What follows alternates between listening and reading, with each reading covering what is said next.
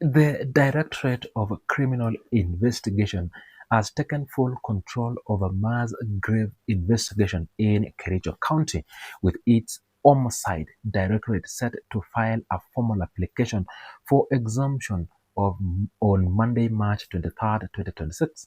The application, once approved, will authorize pathologists and forensic experts to recover the remains, establish the cause and manner of death, and attempt to identify the disease.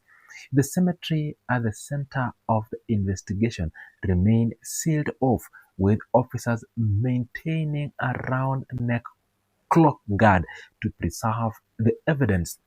The case came to light after two grave diggers at Makaburini Cemetery in Kericho East Sub-County reported suspicious activity to police.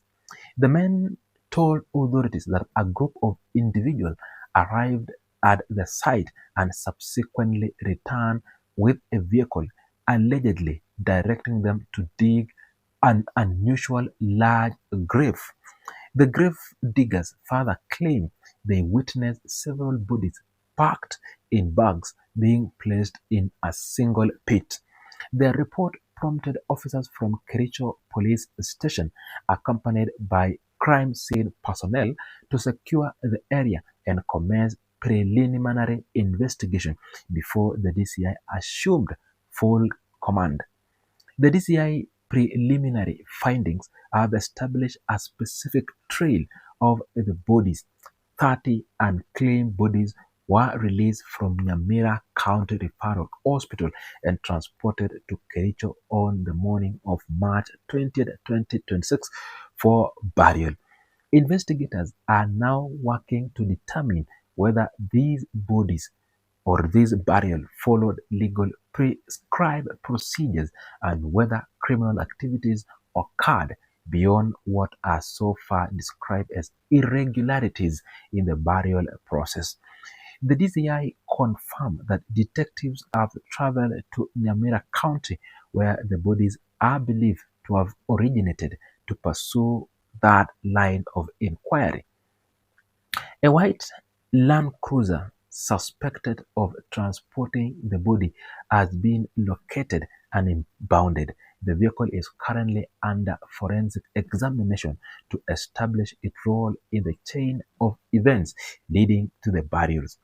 Forensic analysis of the vehicles is expected to form a key part of the evidentiary chain once the exemption application is granted and the physical remains are recovered and examined. Investigators have begun recording statements from individuals connected to the burial process. Those interviewed or identified for questioning include public health officers, drivers, escorters, and the cemetery caretakers. At least five witnesses had recorded statements by Sunday, with more interviews ongoing. The scope of the witness list indicates that the DCI is treating the movement of the bodies as a multi-party operation involving several officials and service providers. During a search on the cemetery caretaker's residence, officers recovered a photocopy of a court order purported authorizing the burial of seven unclaimed bodies. The figure in that document created an immediate dispensity. 30 bodies were reportedly transported from Nyamira, while the recovery order court referenced only seven. The DCI stated that the original document and all related paperwork will undergo formal verification to determine the authenticity. That numeric gap is among the central irregularities investigators are seeking to explain. The DCI indicated it will examine all aspects of the case comprehensively. That includes resolving the disparity in the numbers of bodies buried, verifying the authenticity of the documents used to authorize the burials, and assessing the condition of the remains once exhumption processed. The involvement of the public health officers in the witnesses poll suggests that the authority suggests that authorization and the transport chain for unclaimed bodies from county hospital in a specific area of scrutiny. The broader context of the investigation carries a significant weight. Kenya has seen growing public concern over enforced disappearance and extrajudicial killings in recent years. Human rights organizations have reportedly documented cases of bodies of individuals who went missing under suspicious circumstances, later returning up in morgues or burial sites without proper identification or legal process. The Kericho discovery, involving bodies packed in bags and buried in a mass pit, fit a pattern that civil society groups have raised with successful governments without achieving full accountability. The Independent Medical Legal Unit and other human rights bodies have previously flagged the mishandling of unclaimed bodies at county referral hospitals as a systemic vulnerability in Kenya's public health administration.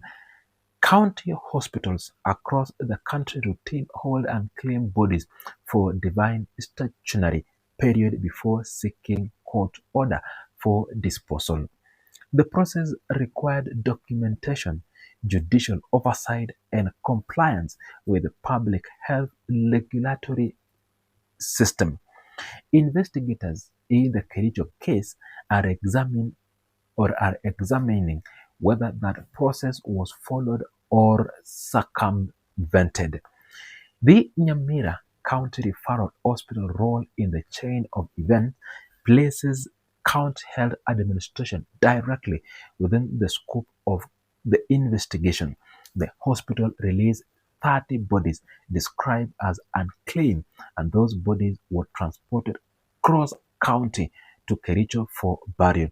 Whether the hospital followed proper procedure in declaring the body unclaimed, whether required statutory waiting period elapsed, and whether the court order obtained covered all 30 bodies are questions the investigators must answer.